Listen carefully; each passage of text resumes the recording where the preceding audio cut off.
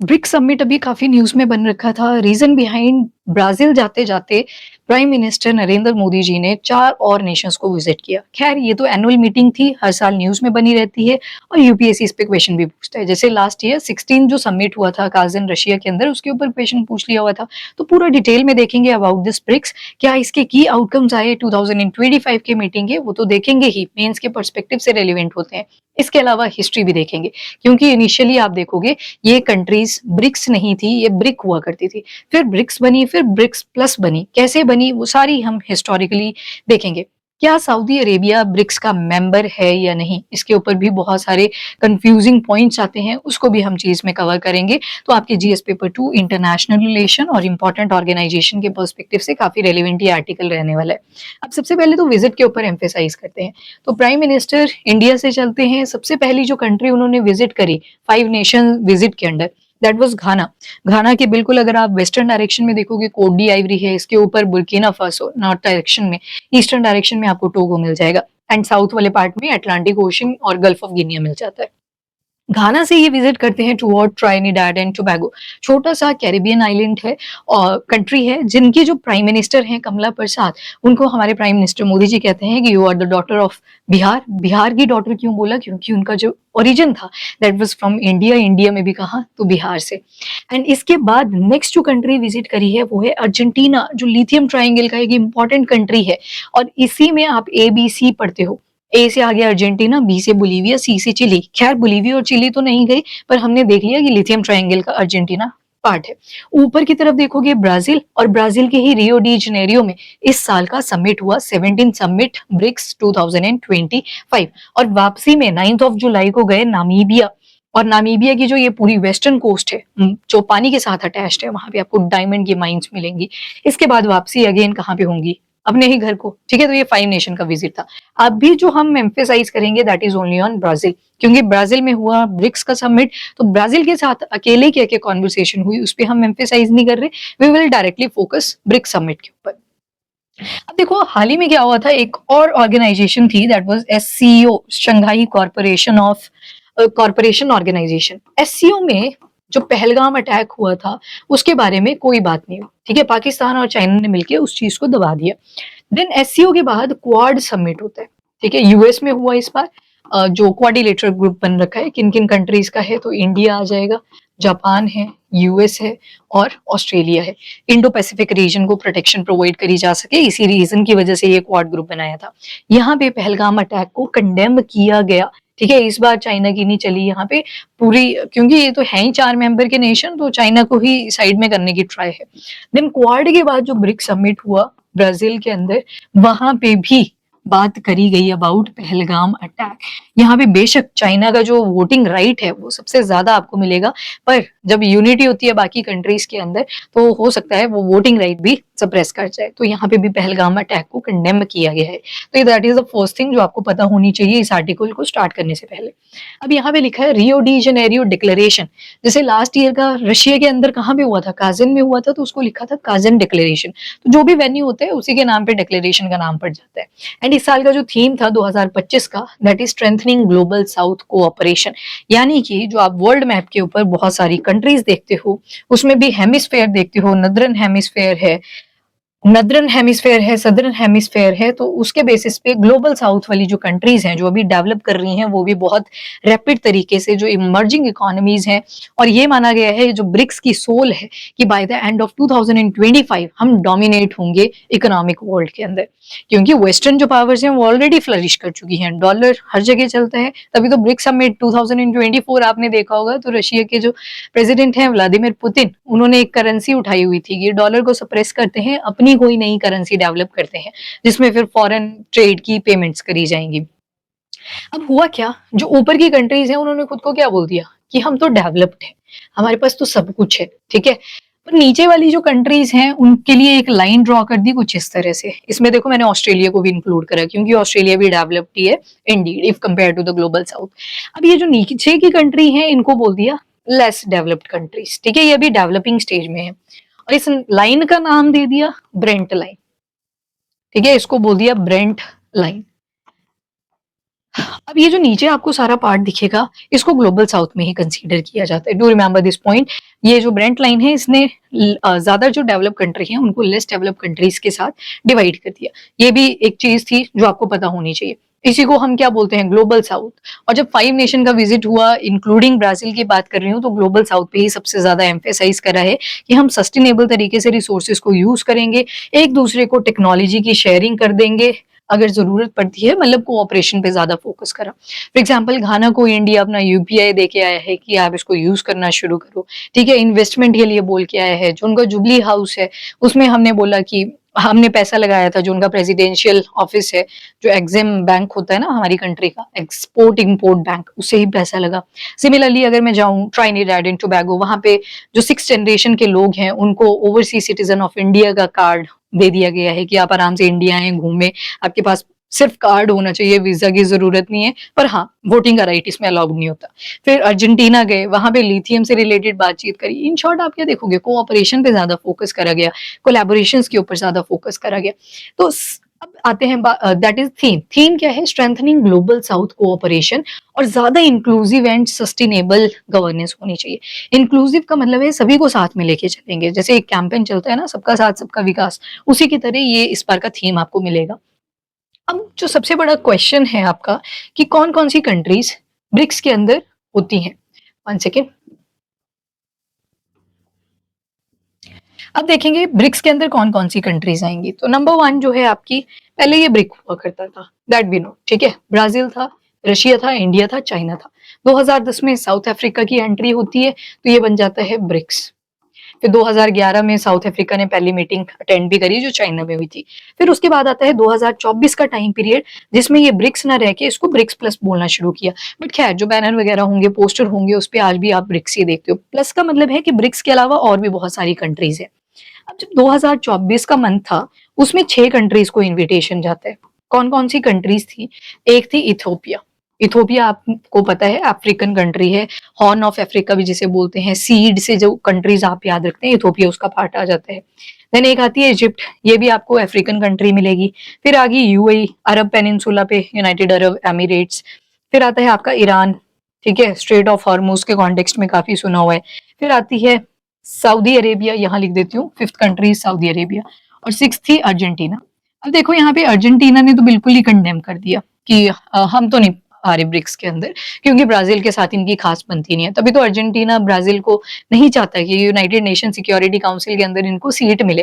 और इनका एक अपना ही ग्रुप भी बन रखा है, that is United for consensus, जिसमें वो जितनी भी कंट्रीज आती हैं, मैक्सिको हो, अर्जेंटीना है, इटली है, ये बोलते हैं कि यूएनएससी का एक्सपांशन नहीं होना चाहिए। चलो वो अलग बात है। तो अर्जेंटीना ने मना कर दिया कि हमें नहीं बनना आपका पार्ट। अब सऊदी अरेबिया ने क्या किया, जब ये सबमिट चल रहा था, तो इसमें पहले तो हाँ कर दी थी उन्होंने पूरी तरह से कि हमें मेंबर बनना है। पर पता नहीं क्या हुआ, बिल्कुल लास्ट मिनट पे उन्होंने मना कर दी कि नहीं, हमें मेंबर नहीं बनना, बट हम आपकी मीटिंग्स को अटेंड किया करेंगे। तो जो सऊदी अरेबिया है, that is not considered as a part of BRICS plus countries. पर ये जो यहाँ पे इथियोपिया है, इजिप्ट है, यूएई है, ईरान है, इन सभी ने 2024 के अंदर अपने आप को बोल दिया कि हाँ जी, हम भी ब्रिक्स के मेंबर हैं। अभी ये तो 9 ही कंट्रीज हुई, पर आज के टाइम पे आपको मिलेंगी 10 कंट्रीज, क्योंकि जनवरी 2025 के अंदर एक और कंट्री ऐड हुई थी जिसका नाम है इंडोनेशिया। ठीक है, इंडोनेशिया की एंट्री हुई 2025 में। और एक स्टेटमेंट आपकी यूपीएससी 2024 में 2025 में यही वाली थी। ठीक है, इंडोनेशिया को लेके, पहली काजन रशिया को लेके, एंड तीसरी थीम के ऊपर थी।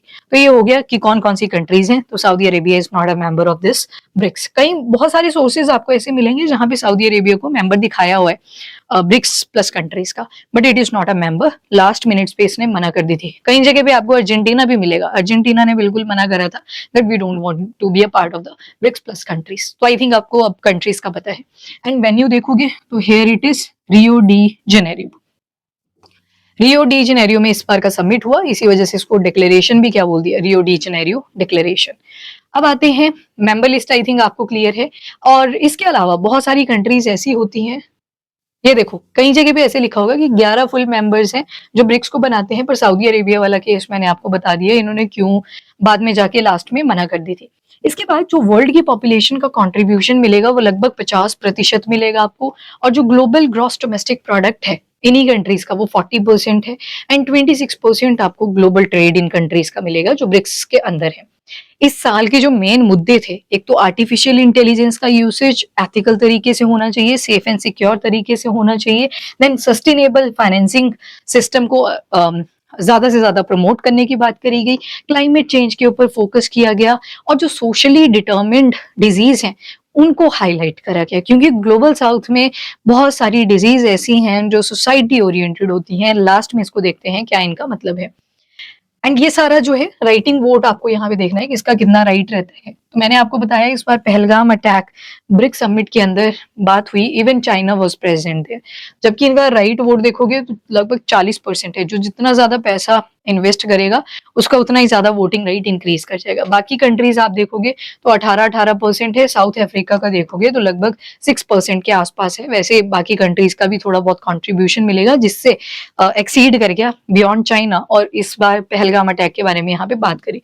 तो एक और जो मुद्दा डिस्कस हुआ है that is about counter terrorism, terrorism के ऊपर बात करी गई।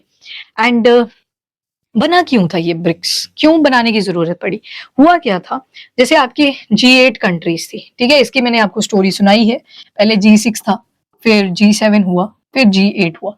1975 में आप देखोगे G6 था, ठीक है। यहाँ पे कनाडा और रशिया नहीं मिलेगा आपको, बाकी सब थे। जापान था, यूके, यूएस, इटली, कनाडा नहीं था, जर्मनी था, फ्रांस था। तो मतलब इन शॉर्ट आपके पास कितनी कंट्रीज थी, 6। पर फिर उसके बाद अगले ही साल 1976 में कनाडा की एंट्री हुई, तो ये सब कंट्रीज थी इसके अंदर। फिर 1991 में सोवियत यूनियन का डिसइंटीग्रेशन हुआ और 1997 में आपके रशिया की एंट्री हो जाती है। और रशिया भी जैसे ही एंटर होता है तो आपके पास ग्रुप बन गया था G8। अब ये जो G8 ग्रुप था 2006 के आसपास बहुत ज्यादा फ्लरिश कर रहा था। इसी वजह से जो एशियन वाले रीजन के अंदर कंट्रीज थी उन्होंने डिसाइड किया कि हमारा भी एक ग्रुप होना चाहिए जिसमें हम सोशियो इकोनॉमिक अपलिफ्टमेंट करेंगे अपनी, एंड साथ ही मेन एम्फेसाइज करेंगे कि ये जो डॉलर चमक रहा है, वेस्टर्न इन्फ्लुएंस ज्यादा है और इंटरनेशनल मॉनेटरी फंड और साथ में वर्ल्ड बैंक जैसी संस्थाएं हैं, इनको हम सरपास कर जाएं और एक नया बैंक लेके आए। और होगा यही, जब आप हिस्ट्री पढ़ोगे ना अभी थोड़ी देर में, तो हम देखेंगे यहाँ पे न्यू डेवलपमेंट बैंक बनेगा जिसके जरिए पैसा भी डालती हैं ये कंट्रीज और लोन भी देती हैं जिन भी एशियन कंट्रीज की अपलिफ्टमेंट करनी होती है।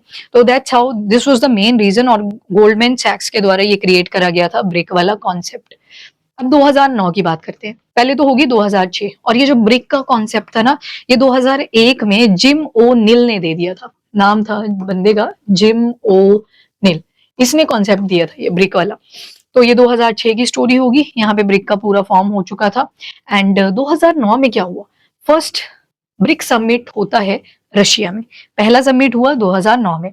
साउथ अफ्रीका ने बोला कि हमें भी ऐड कर लो, तो 2010 में साउथ अफ्रीका को ऐड कर लिया जाता है, तो फुल मेंबर बन गया ब्रिक्स का। अब 2010 में तो साउथ अफ्रीका मेंबर बना था, 2011 में जाके उन्होंने मीटिंग में पार्टिसिपेशन करा, जो मीटिंग चाइना के अंदर हुई थी। 2014 का समिट भी आप याद रखेंगे, 12-13 की बात नहीं करी, रीजन बिहाइंड उतना इंपॉर्टेंट नहीं था। जहां पे इंपॉर्टेंट डेवलपमेंट्स होंगी वहीं पे देखेंगे।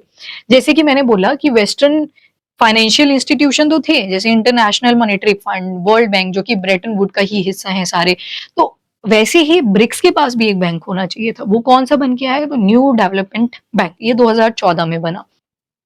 कौन सा डिक्लेरेशन था, तो फोर्टल एज अ डिक्लेरेशन था। अगेन जहां पे वेन्यू होगा उसी के ऊपर डिक्लेरेशन का नाम हो जाएगा।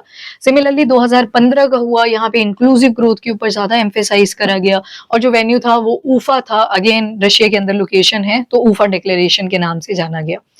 एंड इसके बाद 2021 का जो समिट था ना, ये इंडिया ने कंडक्ट किया था और ये हुआ था वर्चुअल तरीके से। अब ऐसा नहीं है कि इंडिया ने ये पहली बार करा था, इससे पहले भी 2 बार कंडक्ट कर चुका था। पहला जो हुआ था वो 2012 में हुआ था, ठीक है, 12 में, पर उतनी ज्यादा इंपॉर्टेंट आज के टाइम से आउटकम्स नहीं थी तो हमने ज्यादा फोकस नहीं किया। एंड दूसरा जो सबमिट करा था इंडिया ने वो 2016 में हुआ था। एंड जस्ट बिकॉज 2020 में कोविड-19 था, तो जो सबमिट हुआ वो कैसा था, वर्चुअल इन नेचर। तो 2021 का वर्चुअल था। और इवन 2026 में जो ब्रिक्स का सबमिट होगा, पूरा सपोर्ट किसे गया है, तो आंसर इज इंडिया। चेंजेस होते रहते हैं बट यहाँ पे पूरा सपोर्ट अभी इंडिया को ही गया है, तो 2026 में पूरी प्रोबेबिलिटी है इंडिया में ही होने वाला है।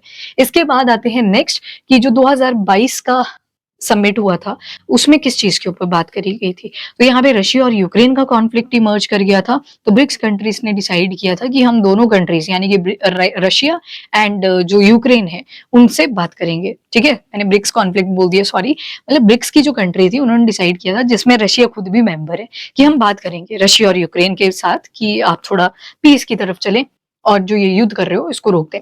और मेन फोकस कहाँ पे करा जाए? कोविड-19 से फाइट करने में, देन डिजिटल ट्रांसफॉर्मेशन पे, stability of the industry, supply chain and low carbon development पे, मतलब ऐसी टेक्नोलॉजीज लाई जाएं जिससे कार्बन एमिशन बहुत कम होता हो।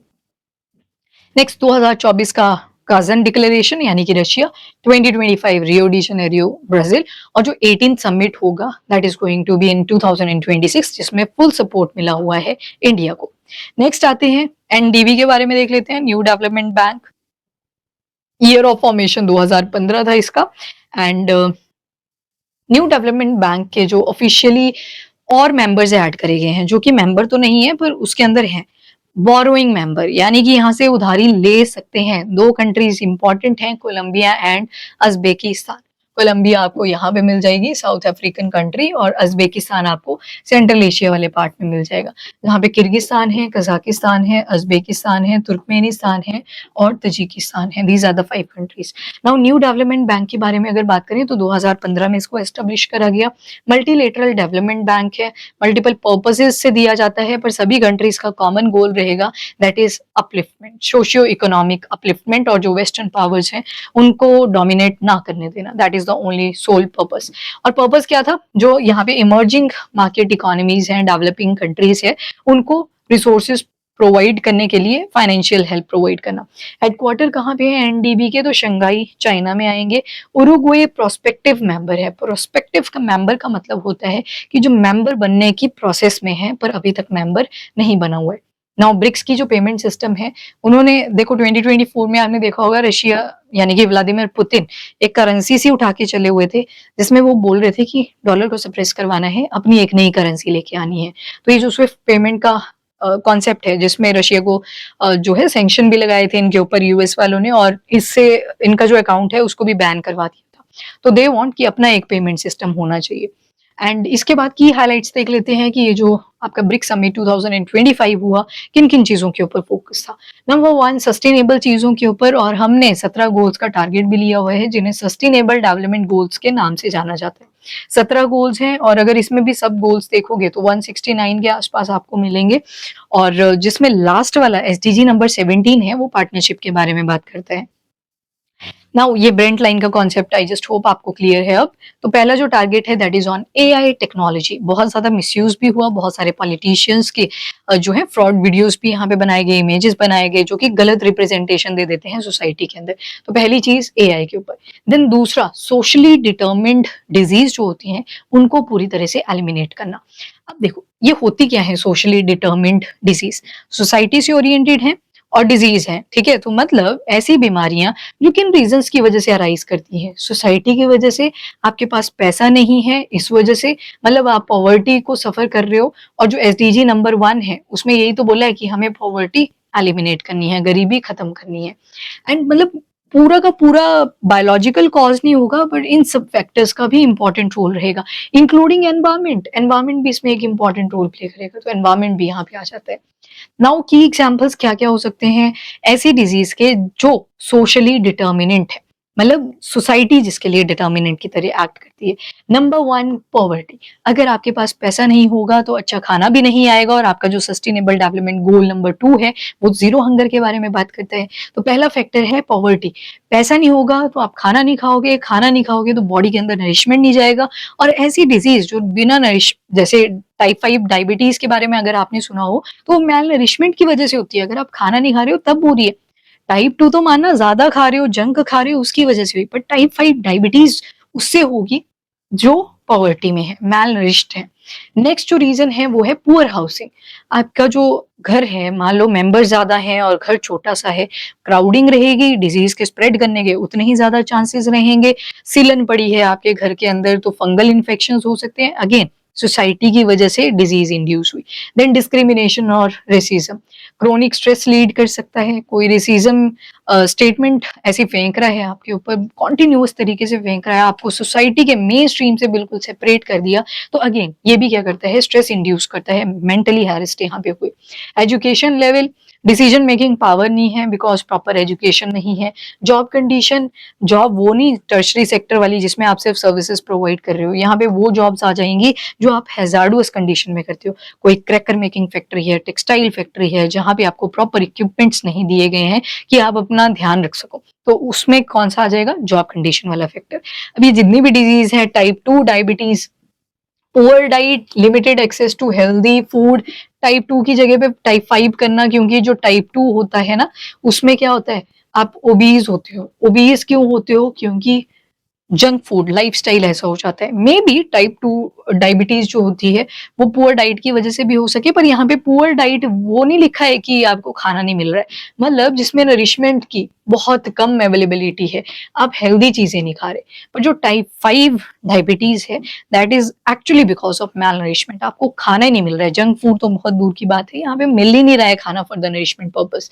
देन ट्यूबरक्लोसिस, अब बोला ना कि poor housing can lead to disease, कैसे किसी एक इंसान को ट्यूबरक्लोसिस हो जाता है घर में, क्राउडिंग में ऑलरेडी रह रहे थे, ओवर क्राउडिंग रीजन में ऑलरेडी रह रहे थे, तो इससे डिजीज तो और ज्यादा स्प्रेड करेगी। वेंटिलेशन प्रॉपर नहीं था, बैक्टीरियल डिजीज है, बहुत रैपिडली स्प्रेड करेगी।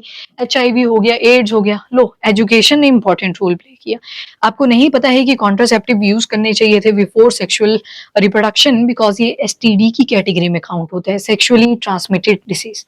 Then hypertension and heart disease हो गया ना, ये रेसिज्म वाली कैटेगरी में आ जाएगा। स्ट्रेस इतना ज्यादा इंड्यूस होगा कि ये सारी कंडीशंस देखने को मिल सकती हैं, इसी वजह से इनको बोला that is socially determined disease. तो इनको भी एलिमिनेट करना है, जो कि 2025 का एक इंपॉर्टेंट पॉइंट था। और क्या क्या हाइलाइट्स हैं, जो आईएमएफ है, आपका वर्ल्ड बैंक है, इनको इनकी जगह पे ऑल्टरनेटिव्स लेके आना। इनके अंदर ऑल्टरनेटिव भी छोड़ो, रिफॉर्म्स की ही बात करी गई है, क्योंकि ऑल्टरनेटिव तो वैसे भी नहीं लेके आया जा सकता, यूएस काफी ज्यादा फंडिंग करता है उसमें। तो यहाँ पे ऑल्टरनेटिव की जगह जो वर्ड यूज हुआ है दैट इज रिफॉर्म, मतलब इंस्टीट्यूशनल रिफॉर्म्स लेके आए जाएं, जो आईएमएफ है और दूसरा वर्ल्ड बैंक। क्योंकि जब पाकिस्तान ने स्पॉन्सर किया था अटैक अगेंस्ट इंडिया, जो पहलगाम अटैक आप सुनते आ रहे हो, तो आईएमएफ ने लोन प्रोवाइड किया पाकिस्तान को। तो यहाँ पे इंस्टीट्यूशनल रिफॉर्म्स की बहुत ज्यादा जरूरत है। इसके अलावा जो भी अभी मैंने एसडीजीज बोले, तो ये चाइनीज लैंग्वेज में लग गए हैं, और ये this is your no poverty, दूसरा है जीरो हंगर, एंड इस तरह से आपके 17 गोल्स हैं। 17 पे आपको पार्टनरशिप मिलेगी। अभी आपने सोशली डिटर्मिन्ड डिजीज की बात करी, तो वो थर्ड पे ही है, गुड हेल्थ के ऊपर जहां पे फोकस किया जाता है, good health and wellbeing. And चौथे पे आता है क्वालिटी एजुकेशन।